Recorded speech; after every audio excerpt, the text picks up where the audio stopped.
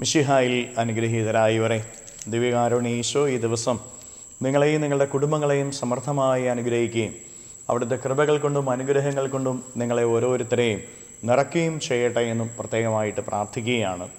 തിരുസഭ ഇന്ന് വിശുദ്ധ യോഹന്നാൻ ശ്ലീഹായുടെ തിരുനാൾ കൊണ്ടാടുകയാണ്.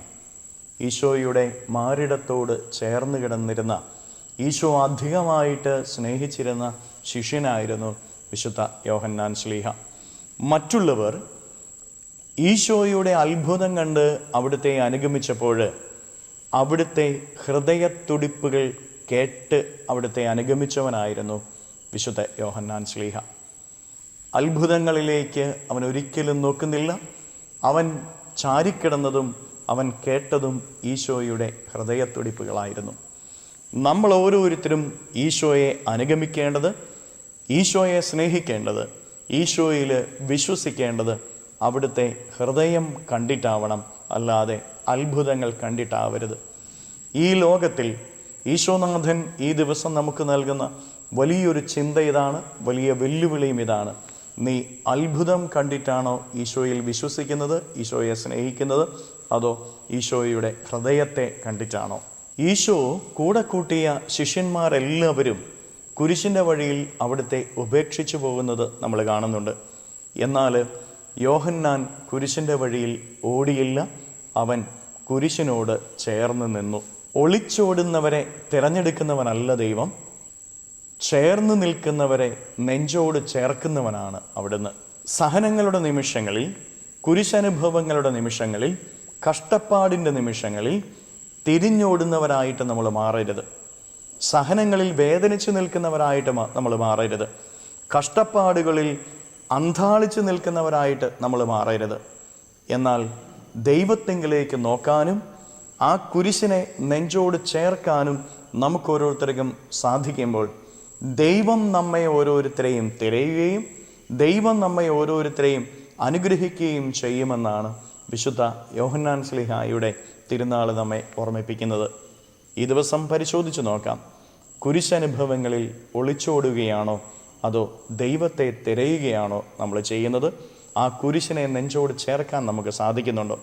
അങ്ങനെയെങ്കിൽ ദൈവം നിന്നെ തിരയും, ദൈവം നിന്നെ അനുഗ്രഹിക്കും. അത്ഭുതങ്ങളുടെ കഥയല്ല, ബന്ധങ്ങളുടെ വെളിച്ചമാണ് പ്രധാനമെന്ന് യോഹന്നാൻ ശ്ലീഹ നമ്മെ ഓർമ്മിപ്പിക്കുന്നു. അത്ഭുതങ്ങൾക്ക് പിന്നാലെ പായുന്നവരായിട്ട് നമ്മൾ മാറുന്നുണ്ട്. എന്നാൽ ബന്ധങ്ങളുടെ വെളിച്ചം നമ്മുടെ ഉള്ളിലുണ്ടാവണം. സ്നേഹബന്ധങ്ങളുടെ വെളിച്ചം, ദൈവവുമായിട്ട് അഗാധമായ ഒരു സ്നേഹം നമുക്ക് ഓരോരുത്തർക്കും ഉണ്ടാവണമെന്നാണ് വിശുദ്ധ യോഹന്നാൻ ശ്ലീഹ നമ്മെ ഓർമ്മിപ്പിക്കുന്നത്.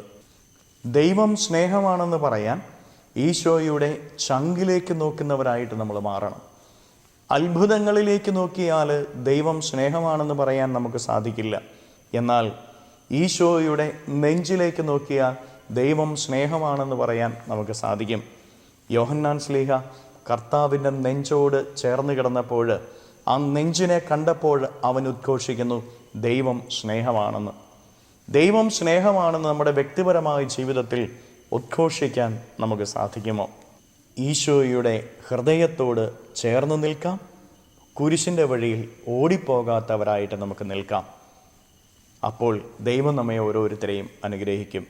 കരങ്ങൾ യാചനയോടെ പിടിച്ച് ദൈവസ്നേഹം അനുഭവിക്കാൻ, ഈശോയുടെ നെഞ്ചിനോട് ചേർന്ന് നിൽക്കുന്നവരായിട്ട് മാറാൻ, കുരിശിൻ്റെ വഴിയിൽ ഓടിപ്പോകാതെ കുരിശിനെ പുൽകുന്നവരായിട്ട് മാറാൻ കൃപയാചിച്ചുകൊണ്ട് നമുക്ക് സ്തുതിക്കാം. ഹല്ലേലൂയ.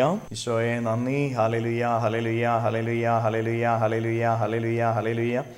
കർത്താവായ ഈശോയെ, മക്കളെ ഓരോരുത്തരെയും സമർപ്പിക്കുന്നവരെ അനുഗ്രഹിക്കണമേ, ആശീർവദിക്കണമേ. ഇവരുടെ ജീവിതങ്ങളിലേക്ക്, ഇവരുടെ അധ്വാനങ്ങളിലേക്ക്, ഇവരുടെ നൊമ്പരങ്ങളിലേക്ക് അങ്ങ് ഇറങ്ങിച്ചെന്ന് ഇവരെ ഓരോരുത്തരെയും സഹായിക്കുകയും സംരക്ഷിക്കുകയും പരിപാലിക്കുകയും ചെയ്യണമേ.